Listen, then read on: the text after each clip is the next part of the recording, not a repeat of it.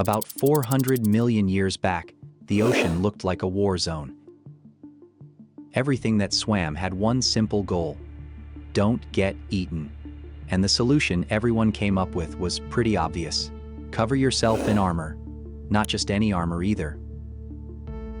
We're talking thick, heavy, bone plates that would make a medieval knight jealous.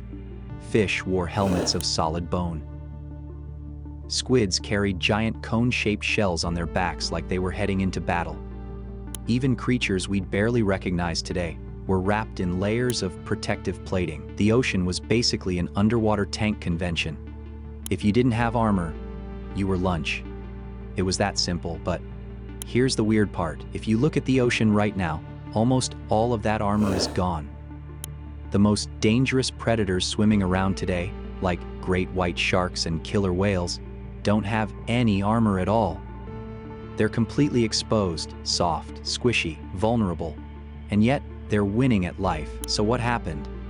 Why did nature spend millions of years building the perfect shield, only to throw it all away? Why did the ocean go from looking like a medieval battlefield to a high-speed racing track? Welcome to Oceandepths.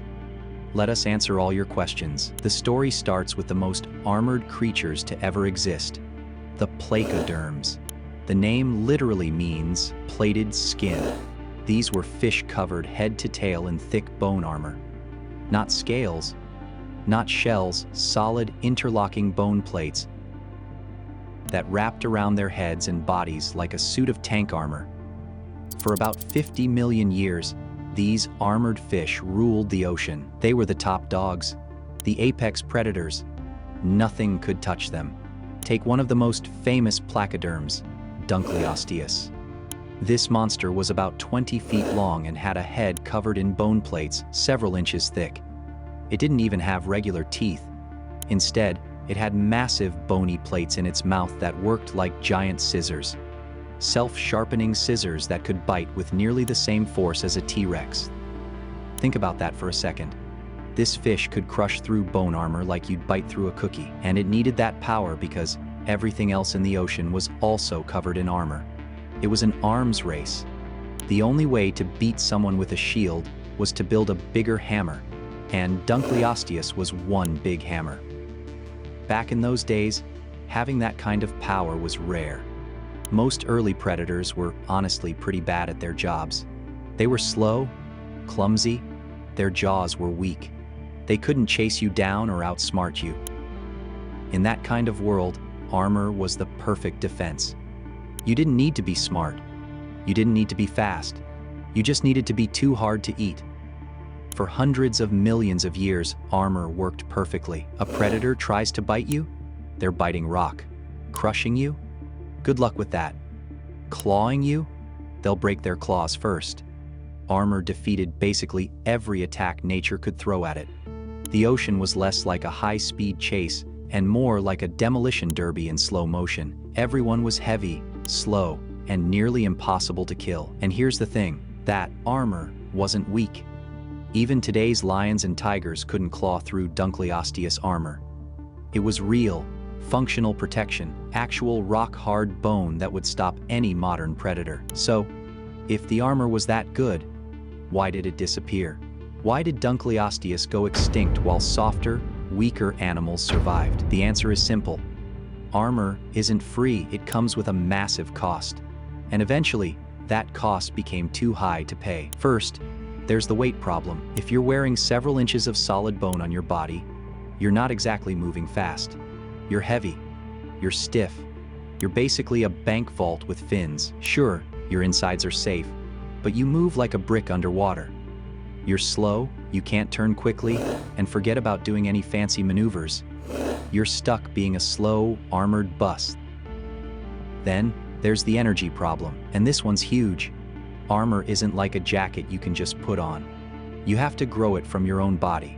That means you need tons of calcium, minerals, and energy just to build those bone plates. Energy that could go to your muscles, your brain, or your organs is instead going to your shell. You're constantly paying a biological tax just to maintain your armor. Whether there's danger around or not, for a while, that trade-off was worth it. But then, nature got creative with new ways to break through armor. Predators stopped looking for weak spots and just decided to crush the whole thing instead. Some fish evolved massive flat teeth that worked like industrial grinders. They'd grab an armored fish and just crunch through the bone plates like they were eating cereal. Then, things got even stranger. Predatory snails showed up with the most high-tech solution of all. They evolved drills. Tiny drills that could bore a perfect hole straight through thick bone. They'd use acid and a special rough tongue to drill through your expensive armor, turn your insides into soup, and suck you out through the hole. All that armor you spent so much energy growing, it's now just a fancy bowl for the snail's dinner. This is when everything changed. When your armor doesn't actually protect you anymore, it stops being a defense. It just becomes dead weight you're carrying around for no reason. Evolution started to realize that armor was a losing game. The more energy you put into building it, the more specialized the predators became at breaking it. But the real death blow to armor came when animals discovered speed. Predators started developing sleeker, faster bodies. They stopped trying to out-armor each other and started trying to outrun each other instead. Suddenly, being unkillable didn't matter if you were too slow to catch your dinner. The ocean was changing from a game of defense to a game of speed and agility. In this new world, armor became a huge problem. It weighed you down, it slowed you down, it made you an easy target for faster predators who could just swim circles around you. Being heavily armored was like trying to run a race while wearing a suit of concrete. Sure, you're protected, but you're going to lose. And here's the thing about armor. You're paying for it 24/7, every single day, whether there's a predator around or not. You're spending energy maintaining those bone plates. But speed is a pay-as-you-go service. You only use energy when you actually need to run away. The rest of the time, you're light, efficient, and free to do other things. Think of it this way. If you can swim twice as fast as the thing trying to eat you, who cares if your skin is soft? They're never going to catch you anyway. Speed became the better investment. And once that happened, the age of armored fish was over. So, where did all that energy go once animals stopped building armor? It went to better things. Bigger brains to outsmart predators. Better senses to see danger coming from far away. And most importantly, faster reproduction. Instead of spending millions of years trying to make one fish indestructible, evolution realized it's faster to just make lots of fish. Sure, some will get eaten, but that's okay. You're making them so fast that predators can't eat them all. It's brutal, but it works. Survival stopped being about the toughest individual and started being about the species that could reproduce the fastest. There's another big problem with armor that most people don't think about. It makes you inflexible. If your entire body is covered in bone plates, you're stuck with that body plan forever. You can't evolve a different shape or a sleeker design because your skeleton is literally on the outside of your body. You're a box, and you're always going to be a box. This makes armored animals terrible at dealing with change. And over hundreds of millions of years, change happens a lot. Mass extinctions wipe out food sources. Ocean temperatures shift, oxygen levels drop. When these changes happen, being invincible doesn't help you. What helps is being able to adapt, to change your lifestyle, to move into new environments. Soft-bodied animals can do this. They're flexible. They can shrink, grow, change their diet, or move to different parts of the ocean. In just a few million years, they're like clay that can be molded into new shapes. Armored animals are like bricks. They're specialized for one specific world, and when that world changes, they go extinct. That's why almost every heavily armored fish from ancient times is now gone, while the soft, vulnerable-looking fish from that same era survived and thrived. Evolution doesn't reward the strongest design. It rewards the design that can change the fastest. So if armor is such a bad idea, why do we still have turtles and crabs? Simple. They found a way to make it work. Armor still has value, but only in the right situations. Turtles and crabs aren't trying to outrun an orca. They live in slow-moving environments where the predators are either just as slow as they are, or don't have the tools to crack them open. If your shell is just slightly tougher than the local predator's patience, you win. It's a specialized strategy that only works in specific corners of the ocean where speed doesn't matter as much. But for everyone else, the winning strategy became speed and vulnerability. Look at the great white shark. It's basically a giant torpedo made of muscle and teeth, zero armor, not even a bone skeleton, just lightweight cartilage. Its entire defense is being so fast and so deadly that nothing can touch it. Attack first, strike hard, and leave before anything can fight back. We live in the age of the glass cannon, powerful but fragile, and looking at how successful sharks and whales are, it's clear this was the right choice. That's not to say armor completely disappeared, it just evolved into something smarter. Take whales, for example.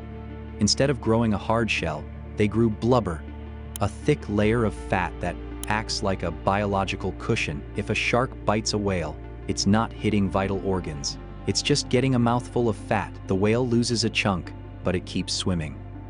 It's armored by just being too big and too much work to kill. Even sharks have a secret type of armor. Their skin is covered in millions of tiny tooth-like scales. If you rub a shark the wrong way, it feels like sandpaper. But these scales aren't just protection. They actually make the shark faster by reducing drag in the water. It's armor that helps you move, not armor that weighs you down. Could heavily armored ocean creatures ever make a comeback? Probably not. The competition has gotten too smart. If a fish showed up tomorrow with rock-hard armor like Osteus, an orca wouldn't just try to bite it. It would ram it at full speed. Armor might protect you from teeth, but it doesn't protect you from physics. When 6 tons of killer whale hits you at 30 miles per hour, your insides turn to jelly no matter how hard your outside is. For armor to really dominate again, the entire ocean would have to slow back down. Speed and intelligence would have to stop mattering. The ocean would have to become that slow-motion demolition derby again. And honestly, that's not going to happen. Once nature figured out how to make brains and fast muscles, it never looked back. The naked, vulnerable predators won the war.